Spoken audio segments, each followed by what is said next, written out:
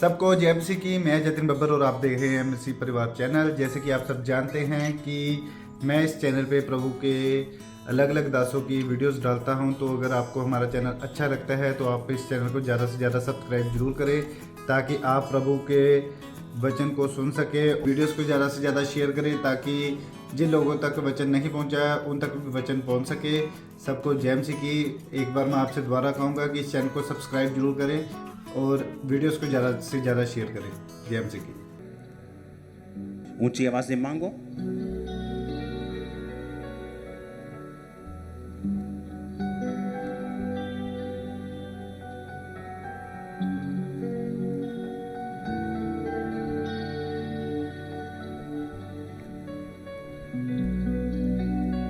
प्रभु यीशु मसीह के सामर्थी नाम में हम मांगते हैं।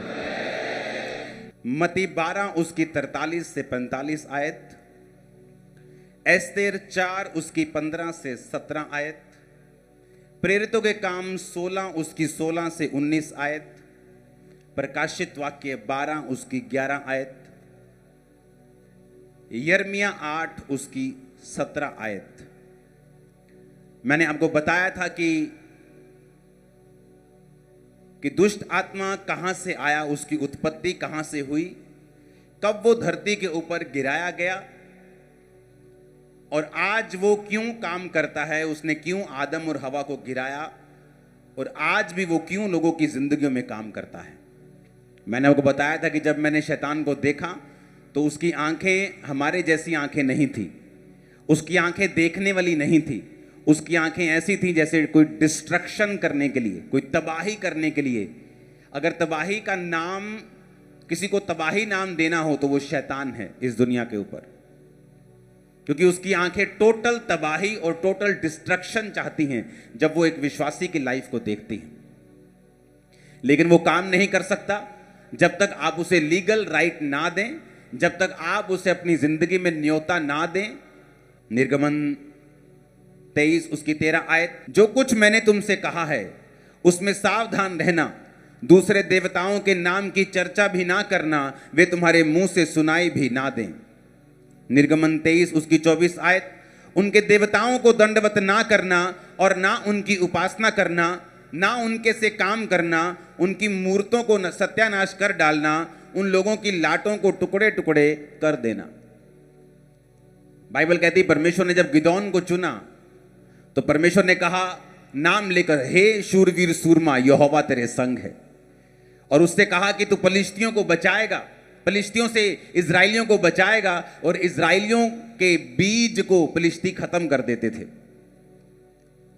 जब शैतान अटैक करता है वो बीज पे करता है, संतान पे करता है, फलों पे करता है। और बाइबल कहती है जब उसको मालूम हुआ कि यहोवा मेरे द्वारा इजराइलियों को छुड़ाएगा, तो बाइबल कहती है उसने एक मूर्ति जो उसके घर के पास लगी थी उसको सत्यानाश कर दिया और लोग उसके खिलाफ हो गए। तो उसका पिता आकर कहता कि अगर ये मूर्ति जीवित परमेश्वर की है तो अपना बदला खुद ले लेगी, क्योंकि गिदोन को यह चीज मालूम थी कि जब तक इस शैतान के कांटेक्ट पॉइंट को मैं खत्म नहीं करूंगा तब तक मेरा घराना, चाहे मेरे घराने के ऊपर परमेश्वर की प्रोफेसी है, चाहे परमेश्वर की भविष्यवाणी है, ये काम नहीं करेगी जब तक मैं शैतान के कांटेक्ट पॉइंट को अपनी लाइफ से खत्म नहीं करूंगा। डेंजरस चीजें हैं। आपका चर्च के अलावा कहीं और जाना आपके बंधनों को और मजबूत करता है और शैतान को लीगल राइट देता है आपकी लाइफ में काम करने का। मैंने आपको बताया था कि शैतान किस तरह से आपकी जिंदगी में काम करता है और कैसे वो जाता है। सही मोटिव्स होने चाहिए, रॉन्ग मोटिव्स नहीं होने चाहिए, सेल्फ अटेंशन नहीं होनी चाहिए, डेस्परेशन आपके अंदर ललक होनी चाहिए आजाद होने की। लेकिन आज मैं उस पर बात नहीं करूंगा, आप उसे सुन चुके हैं। अगर आपको सुनना है आप पिछले वीरवार का वचन दोबारा सुने ताकि आपको समझ आए किस तरह से आपने शैतान के बंधनों से आजाद रहना है। आप वहम भरम करेंगे, रीति रिवाजों को मानेंगे, आप शैतान के हाथों में जाएंगे। आप बहुत ज्यादा वर्ल्डली म्यूजिक को सुनेंगे, आप शैतान के हाथों में जाएंगे। वो इन चीजों का इस्तेमाल करता है अपनी इच्छाओं को आपकी जिंदगी में पूरा करने के लिए। आज हम शुरू करेंगे वचन मत्ती 12 उसकी 43 से 45 आयत। यीशु मसीह ने कहा, जब अशुद्ध आत्मा मनुष्यों में से निकल जाती है तो सूखी जगहों में विश्राम ढूंढती फिरती है और पाती नहीं। तब कहती है, मैं उसी घर में जहां से निकली थी लौट जाऊंगी, और लौट कर उसे सूना, झाड़ा बुहारा और सजा सजाया पाती है। तब वह जाकर अपने से बुरी 7 आत्माओं को अपने साथ ले आती है, और वो उसमें बैठ कर वास करती हैं, और वह मनुष्य की दशा पहले से भी बुरी हो जाती है। इस युग के बुरे लोगों की दशा भी वैसी ही होगी।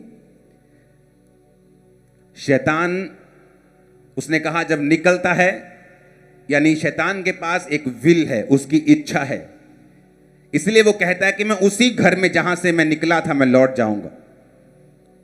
इमोशंस हैं कि वो विश्राम नहीं पा रहा, उसको आराम नहीं मिल रहा।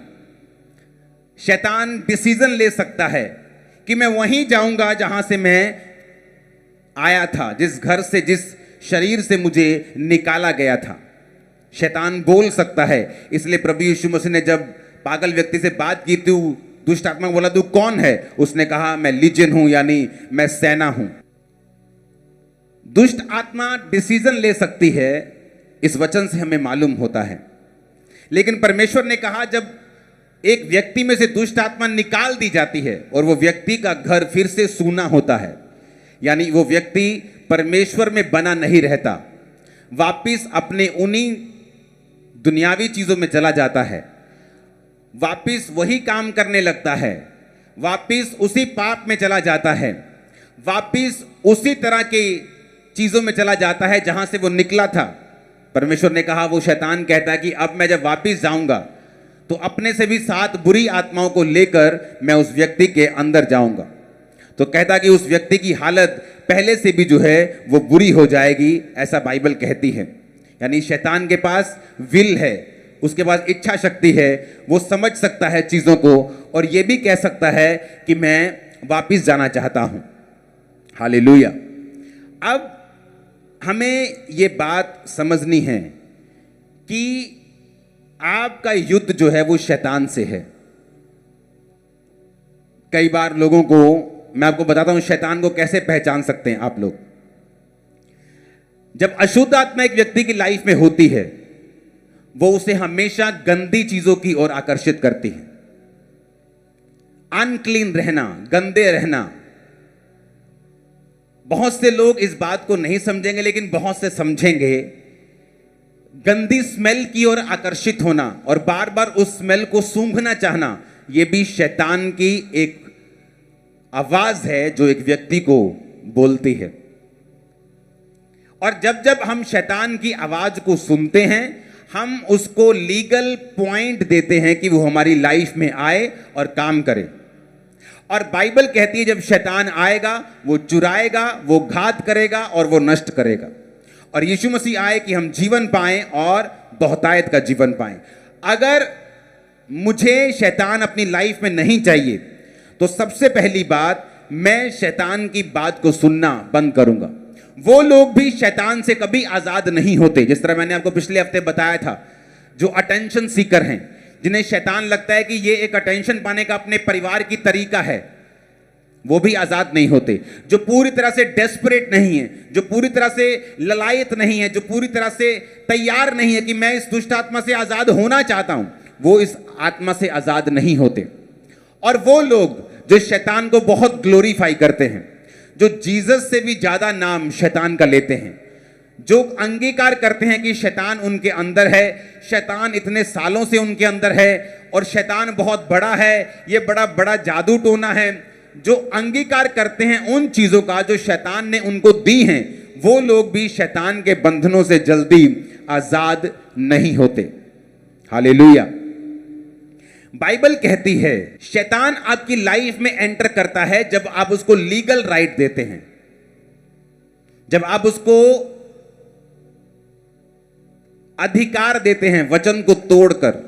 परमेश्वर ने एक बाड़ा बनाया है, एक सिस्टम बनाया है, एक ऑर्डर बनाया है।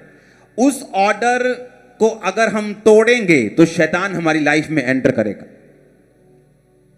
परमेश्वर ने कहा तुम अपने माता और पिता की इज्जत करना, जो कोई माता और पिता को कोसे वो मार डाला जाए, पिछले नियम में लिखा है, सिर्फ कोसने पर ही। और परमेश्वर ने कहा अगर तुम अपने माता और पिता की इज्जत नहीं करोगे, आज्ञा नहीं मानोगे, तो तुम्हारी जिंदगी के दिन मैं छोटे करूंगा। ये एक ऑर्डर है परमेश्वर का। और जब एक इंसान परमेश्वर के ऑर्डर को ब्रेक करता है तो शैतान के पास अधिकार होता है उसको बीमार करके उसकी उम्र को छोटा करने का, उसकी जिंदगी में काम करने का। और बाइबल में ससुर के लिए और सास के लिए कोई भी अलग वचन नहीं है। ससुर और सास के लिए भी वही पिता और माता है जो आपका अपना पिता और माता है। इब्रानी भाषा में ससुर और सास के लिए कोई अलग शब्द नहीं, बल्कि उनको भी माता और पिता का दर्जा दिया गया है। इसलिए मोस्टली मैरिड वुमेन जो होती हैं शैतान के बंधनों के नीचे आ जाती हैं जब उनकी सास और ससुर के साथ नहीं बनती, और सास और ससुर की भी शैतान के नीचे आ जाते हैं जब वो अपनी बहू को अपनी बेटी की तरह या अपने ही बच्चे की तरह प्यार करने में असमर्थ होते हैं। ये परमेश्वर का ऑर्डर है। जब आप ऑर्डर ब्रेक करेंगे तो शैतान एंटर करेगा। यीशु मसीह शैतान को बोले शैतान निकल जा, कहता नहीं मुझे ऐसा कर सूरों के झुंड में भेज दे। क्यों? शैतान ज्यादा था, 5-6 हजार 12 हजार था, इसलिए नहीं, क्योंकि वचन टूट रहा था, क्योंकि सूअर चराना पाप था और जहां पाप हो रहा था शैतान ने कहा मुझे वहां भेज। और यीशु मसीह ने भी उसे मना नहीं किया। और बाइबल कहती है वो वहां सूअरों के झुंड में बैठकर उनके बीच में घुसकर उसे झील पर ले गया और सब सूअर मर गए और सब चरवाहे आकर यीशु मसीह को जाने के लिए बोलने लगे। अगर आपको शैतान से पूरी रीति से आजाद होना है तो हमें यह बात समझनी है कि परमेश्वर ने एक ऑर्डर बनाया है, एक सिस्टम बनाया है। अगर मैं उस सिस्टम को फॉलो करूंगा तो शैतान के पास कोई भी अवसर नहीं होगा कि वो मेरी जिंदगी में अंदर आए, एंटर करे। मैंने आपको बताया था कि व्यक्ति इतना समझदार, इतना ज्यादा सैक्रिफाइस करने वाला बंदा, सब कुछ छोड़ दिया अपना, फाइनेंस में नीचे चला गया, सेवा करने लगा परमेश्वर की, लेकिन एक गंदी आदत थी, हर बार यीशु मसीह का वचन सुनाने वक्त उसको दूसरे नाम लेने की उसे आदत थी। मैंने उसे बहुत टोका कि मत नाम लिया कर, बाइबल कहती है उनके देवताओं के नाम की चर्चा भी मत करना, तुम्हारे मुंह से सुनाई बना दे, मत किया कर। अटैक हुआ एक दिन एक शादी में, मैं बोल नहीं सकता क्या, कुछ खास किस्म का अटैक उस पर हुआ, सारा शरीर गल गया, थोड़े महीनों के अंदर अंदर मौत हो गई। आदमी आत्मा से भरा हुआ, आदमी परमेश्वर को इतना प्यार करने वाला, मैंने बहुत कम लोग देखे जो खुदा से इतना प्यार करते हैं, सैक्रिफाइस करता, परिवार पूरा सेवा में लगाया हुआ। लेकिन बाइबल कहती है शैतान को अवसर मत दो। परमेश्वर नहीं चाहता अटैक हो, लेकिन जब हम ऑर्डर ब्रेक करते हैं शैतान एंटर करता है और उसके पास लीगल राइट है एंटर करने का। और जब उसके पास लीगल राइट है, जब वो एंटर करता है, तब हम दुखी होते हैं कि शैतान मेरी लाइफ में काम क्यों कर रहा है। शैतान समझ रखता है, कहता मैं वहीं लौट जाऊंगा। उसके पास बुद्धि है, विल रखता है, पावर रखता है, यानी इच्छा शक्ति रखता है कि जिस घर से मैं निकला हूं मैं उसी घर में वापस चला जाऊंगा। लेकिन कैसे? जब उसको सूना झाड़ा बुहारा पाती है, जब परमेश्वर से उस व्यक्ति को दूर पाता है, वो फिर से उसमें घुसकर उसको पहले से भी बुरा करने का यत्न करता है। हालेलुया। आपको यह मालूम होना चाहिए कि अगर परमेश्वर ने आपको छुटकारा देने के लिए बुलाया है, आपके परिवार को छुटकारा देने के लिए बुलाया है, तो गिदोन ने सिर्फ वही काम नहीं किया, उसने वो सारे शैतान के कांटेक्ट पॉइंट खत्म कर दिए ताकि शैतान किसी भी तरह से उसकी जिंदगी में एंटर ना कर सके। अब शैतान किस तरह से हारता है? शैतान के हारने के और भी तरीके हैं। एक तरीका है ड्राई फास्टिंग करना। बाइबल कहती है एस्तर जब राजा के रानी थी और उसको मालूम पड़ता है कि हामान ने एक चिट्ठी निकलवा ली है कि सारे यहूदियों का नाश होगा, तो मोर्दके बोला रानी इसीलिए शायद तू उस कुर्सी पर थी, अब टाइम आ चुका है बचाने का और शैतान के चंगुल से निकलने का। उसने कहा ठीक है, अब तुम जाओ और सब लोगों को बताओ कि 3 दिन ना तो कुछ खाएं और ना तो कुछ पिएं, ना तो कुछ क्या करना है, खाना है, ना कुछ पीना है। जब मैं मसीह में आया 2004 में, तो शैतान सिर्फ जो नशे के रूप में, बीमारी के रूप में था, वो डिप्रेशन के रूप में और बढ़ गया मेरी लाइफ में। और परमेश्वर की आत्मा ने मुझे एक रास्ता दिखाया जो सेल्फ डिलीवरेंस का था। अगर परमेश्वर आपकी लाइफ में कुछ बड़ा काम करना चाहता है, कई बार वो आपकी अगुवाई करता है, आप सेल्फ डिलीवरेंस करें, अपने आप की डिलीवरेंस आप खुद करें। किस तरह से, मैं आपको बताता हूं। हर हफ्ते 3 डे नाइट के रोजे में रखता था, एवरी वीक। 2004 और 5 की बात कर रहा हूं, 6 में नहीं, 2004 में, 2005 में। मैं मानता हूं वो ओवर फास्टिंग थी, उसने मेरे शरीर को प्रभावित किया उस समय, जो बाद में परमेश्वर ने मुझे फिर हील किया। लेकिन कई बार जब हम ज्यादा पढ़ लेते हैं, आंखें तो थक जाती हैं, लेकिन उस पढ़ाई का फायदा हो जाता है।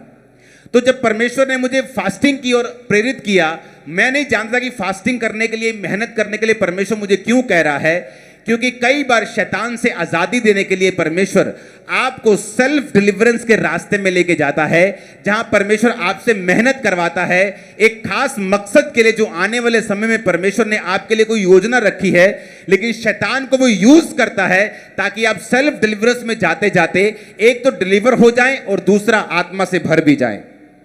तो मेरे 3 रोजे होते थे हर हफ्ते। अगर हमने 40 रोजे रखे होते थे तो वो 40 रोजे भी 5 बजे तक चलते थे, और उसके बाद एक्स्ट्रा हफ्ते में 3 डे नाइट के रोजे भी हम, मेरी पूरी टीम जो थी, हम वो रखते थे। तो क्या होता है, जब एस्तर ने रोजे रखे, वो ड्राई फास्टिंग थी। ड्राई फास्टिंग में आप कुछ खाते भी नहीं, कुछ पीते भी नहीं। लेकिन मैं रिकमेंड नहीं करता आप पहली बार से 3 दिन की ड्राई फास्टिंग करें। अगर आपको ड्राई फास्टिंग करनी है, जहां आप कुछ खाते नहीं और पीते भी नहीं, आपको वो ड्राई फास्टिंग पहले 12 बजे तक, 5 बजे तक, 6 बजे तक शाम के आपको करनी है। जब आपके शरीर को आदत पड़ जाए, फिर डे नाइट करो। आदत पड़ जाए 2 दिन की करो, 1 दिन का करो। अब तो डॉक्टर्स भी, अगर आप इंटरनेट पे देखेंगे तो फायदा गिनाने लगे हैं कि ड्राई फास्टिंग का फायदा है। फास्टिंग का तो फायदा वो गिनाते ही थे, कहते हैं ड्राई फास्टिंग, अभी जो कुछ बाइबल में लिखा है उसका एक खास मकसद है। जब एक व्यक्ति फास्टिंग में चला जाता है, वो अपनी सेल्फ डिलीवरेंस की ओर चला जाता है।